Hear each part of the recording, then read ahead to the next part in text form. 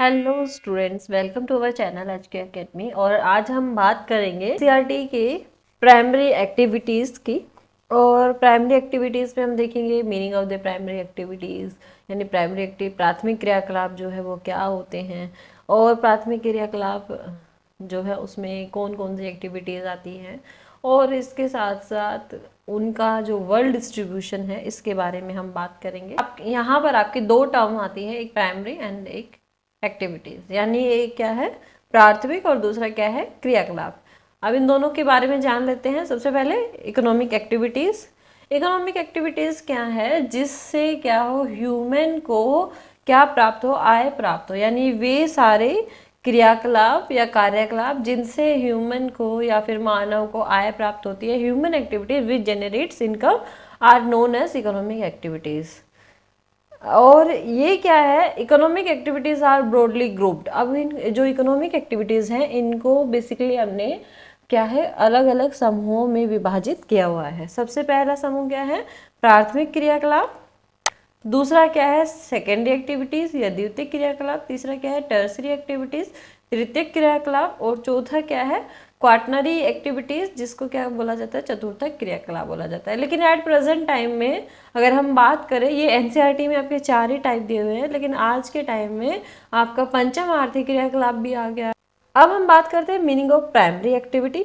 Primary activity क्या होती है? अब जैसे आप सभी जानते हो कि एक्टिविटी जो बेसिकली किससे जुड़ी होती है, आपके नेचर से जुड़ी होती है, यानी डायरेक्ट आपके जो पर्यावरण है उससे जुड़ी होती है। और वहीं से ही हम क्या करते हैं, अपने जितने भी यूटिलाइजेशन के लिए जो भी रिसोर्सेस है वो सारे के सारे क्या करते हैं पर्यावरण से प्राप्त करते हैं। वो एक्टिविटीज़ क्या कहलाती है, आपकी प्राइमरी एक्टिविटी कहलाती है। यानी primary activity are directly dependent on the environment as these refers to the utilization of earth's resources such as। अब हम उसमें कौन कौन से ऐसे संसाधन हैं जो हम प्रयोग करते हैं, तो पृथ्वी के संसाधन जैसे लैंड हो गया, वाटर हो गया, वेजिटेशन हो गया, बिल्डिंग मटेरियल्स एंड मिनरल्स, यानी आपका भूमि हो गई, जल हो गई, वनस्पति हो गई, भवन निर्माण सामग्री हो गई, और जो खनिज हो गई, खनिज के उपयोग के विषय, यानी इन सारे जितने सब्जेक्ट मैटर हैं इन सब के ऊपर प्राइमरी एक्टिविटी क्या है बात करती है। अब देखते हैं कि प्राइमरी एक्टिविटी में क्या क्या आता है,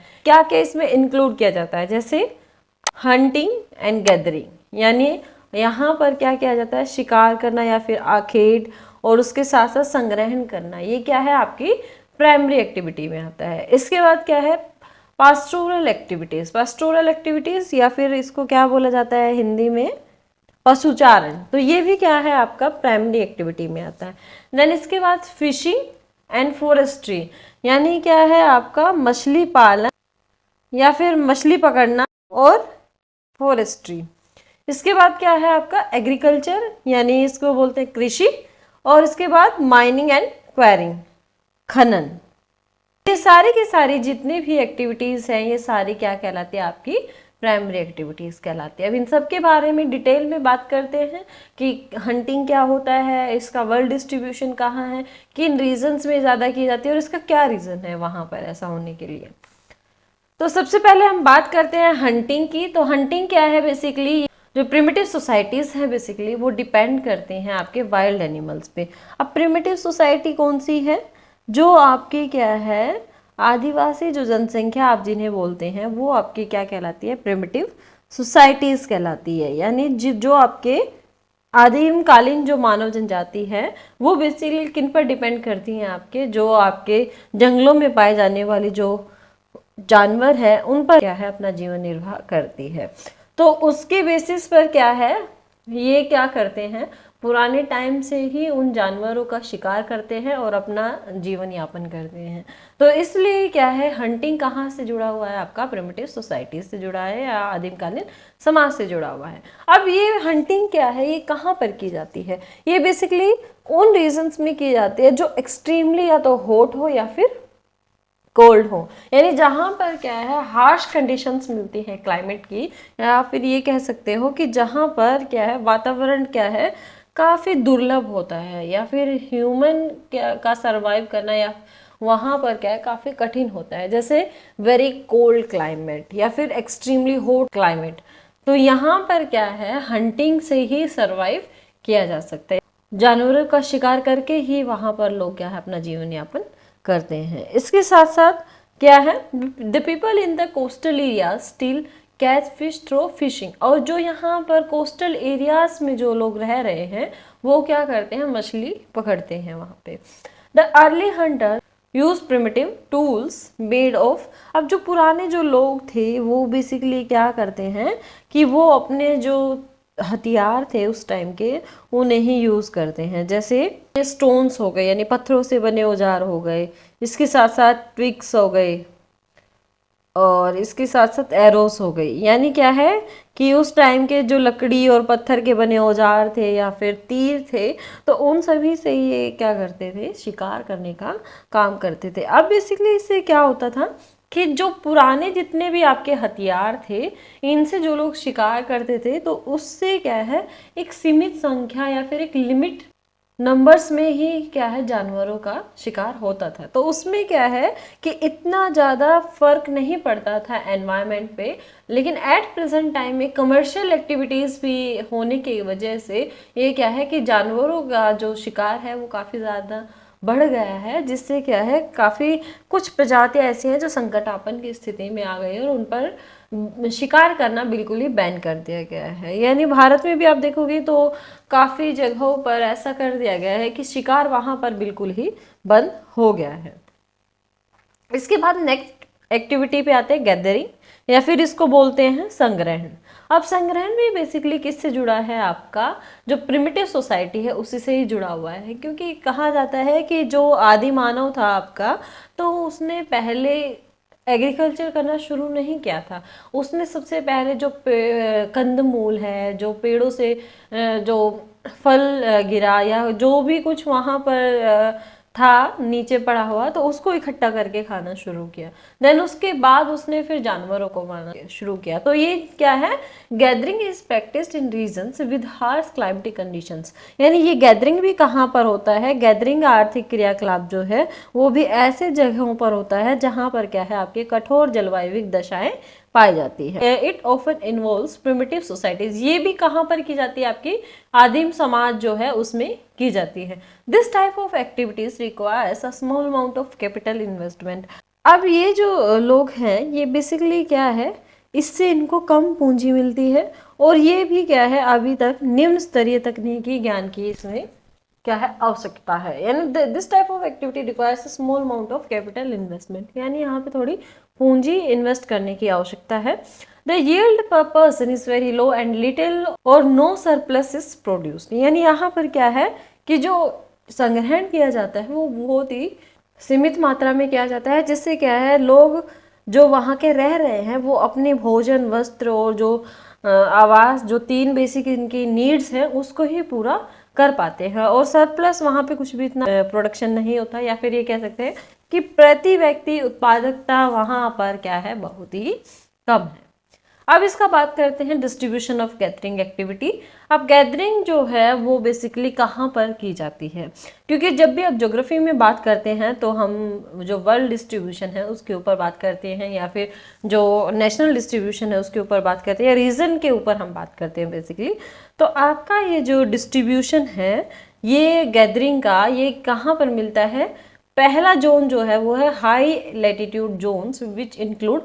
अब हाई लैटिट्यूड जोन्स में कौन से आते हैं आपके, यानी जो आपका उच्च अक्षांशों का क्षेत्र है उसमें उत्तरी कनाडा या नॉर्दर्न कनाडा, फिर उसके बाद उत्तरी यूरेशिया या फिर नॉर्दर्न यूरेशिया, और उसके बाद थर्ड जो जोन है वो है साउदर्न चिली या फिर दक्षिणी चिली। इसके बाद है लो लैटिट्यूड जोन्स सच एज। अब लो लैटिट्यूड जोन्स में बेसिकली कौन कौन से आते हैं, जैसे जो आपका अमेजन बेसिन है वो आता है, उसके बाद आता है ट्रॉपिकल अफ्रीका इसमें आ जाता है, इसके बाद क्या है northern fringe of Australia and the interior part of south Asia. यानी इसमें क्या है कि जो अमेजन बेसिन है वो क्षेत्र आता है, उष्णकटिबंधीय अफ्रीका का क्षेत्र आता है, ऑस्ट्रेलिया और जो दक्षिण पूर्वी एशिया का आंतरिक जो भाग है वो आपके लो लैटिट्यूड्स में शामिल किया जाता है जिसमें गैदरिंग एक्टिविटी होती है। अब इसका मैप में भी डिस्ट्रीब्यूशन एक बार देख लेते हैं कि गैदरिंग जहाँ पर होते हैं वो कहाँ कहाँ है। सबसे पहले हाई लैटिट्यूड्स की बात करते हैं तो हाई लैटिट्यूड्स यहाँ पर आपको दिख रहे होंगे, ये आर्कटिक ओशन है आपका, ये आपका नॉर्थ अमेरिका है, ये आपका यूरेशिया का पार्ट है। तो यहाँ पर आपको दिख रहा होगा कि यहाँ पर जो कनाडा है इसमें आपको दिख रहा है गैदरिंग का जो आपका हाई लैटिट्यूड है वहाँ पे, यहाँ पे यूरेशिया का जो पार्ट है यहाँ पे आपको दिख रहा है। इसके बाद आपका ट्रॉपिकल जोन में आप आ जाइए और इस ट्रॉपिकल जोन में आपको अमेजन फॉरेस्ट दिख रहा होगा। इसके बाद में अमेजन फॉरेस्ट के बाद आपका जो उष्णकटिबंधीय अफ्रीका का जो क्षेत्र है वो दिख रहा होगा। इसके बाद आपका ऑस्ट्रेलिया का पार्ट आ जाइए, तो ऑस्ट्रेलिया और आपका दक्षिणी पूर्वी जो एशिया है उसका जो आंतरिक भाग है, यहाँ पर आपके जो गैदरिंग जो एक्टिविटी है प्राइमरी वो यहाँ पर पाई जाती है। लेकिन ये जो एक्टिविटी है बेसिकली ये क्या करता है, बेसिक नीड्स ही पूरी करता है ह्यूमन की। इसके बाद बात करते हैं मॉडर्नाइजेशन एंड गैदरिंग। अब क्या हुआ कि जैसे जैसे मॉडर्नाइजेशन की तरफ हम बढ़े हैं वैसे वैसे गैदरिंग भी हम किस बेसिस पर करने लगे हैं, जो आपका मार्केट ओरिएंटेड गैदरिंग है या फिर ये कहें कि जो आपका बाजार से संबंधित जो संग्रहण है वो हमने करना शुरू कर दिया है। यानी आधुनिक समय में हमने क्या कर दिया है, जो आपके संग्रहण की जो एक्टिविटी है उसका हमने व्यापारीकरण करना शुरू कर दिया। यानी हमने इसका क्या है मार्केट ओरिएंटेड बनाया, उसके बाद हमने इसका प्रयोग किया है व्यापारीकरण के लिए, कमर्शियल इसको कर दिया है। और उसके बाद gathers collect valuable plant such as leaves, और इसमें हमने क्या किया कि जो कीमती पौधे हैं उनकी पत्तियां, उनके छाल और इसके साथ साथ यानी barks of trees, medicinal plants, they use various parts of the plants. यानी हमने क्या करा कि जो कीमती पौधे हैं उनकी पत्तियां, उनकी शाल या फिर औषधीय पौधों को क्या करा कि उनको रिफाइन करके या फिर उनको संशोधित करके हमने उनको बाजार में बेचना शुरू कर दिया या फिर बाजार में बेचने का कार्य हम करने लगे हैं इससे। और इससे क्या है, पौधे के जो अलग अलग जो पार्ट्स हैं, जैसे उसका तना हो गया, जैसे उसका छाल हो गया, जैसे उसके पत्ते हो गए, तो इसका क्या है अच्छी तरीके से जो उपयोग है वो होना शुरू हो। मैं एग्जाम्पल के तौर पर मैंने यहाँ पे लिखा भी है, क्या है चमड़ा तैयार करना और कार के लिए, इसके बाद पत्तियों का उपयोग पेय पदार्थ, दवाइयाँ और मतलब वस्तुएं बनाने के लिए, या फिर जैसे रेशे को कपड़ा बनाने, या फिर जो आपके दृढ़ फल को भोजन और तेल के लिए, या फिर पेड़ के तने का उपयोग रबड़ और ब्लाटा, गोंद और राल आदि बनाने के लिए प्रयोग किया जाता है। जैसे मैंने यहाँ पे लिखा भी है, tannin extract and cork leaves supply material for beverage, drugs, cosmetics, fibres, thatch and fabrics, and nuts for food and oil, and tree trunk yield rubber, blata, gums and resins। एक क्वेश्चन और आता है जिसमें ये होता है कि जो च्युइंगम है और च्युइंगम के अंदर जो वो रस सा निकलता है वो बेसिकली किस पेड़ से बनता है। तो च्युइंगम का जो रस बनता है वो जपोटा नामक वृक्ष से बनता है। इसके साथ साथ क्या है, जो एक दो क्वेश्चन और आएंगे इसमें, जैसे मलेरिया की जो दवाई है वो किस ट्री से बनाई जाती है। तो सिनकोना नामक जो पेड़ है उससे क्या बनाई जाती है, मलेरिया की दवाई बनाई जाती है। और काफ़ी बार ये क्वेश्चन क्या है आपके जीके या फिर जीएस जो पेपर है उसमें आ जाता है, या फिर नेट जेआरएफ का पेपर है उसमें भी पूछ लिया जाता है। तो आप लोगों को ध्यान रखना है और वर्ल्ड डिस्ट्रीब्यूशन भी ध्यान रखना है, कहाँ पर कौन सी कमर्शियल एक्टिविटीज़ होती है।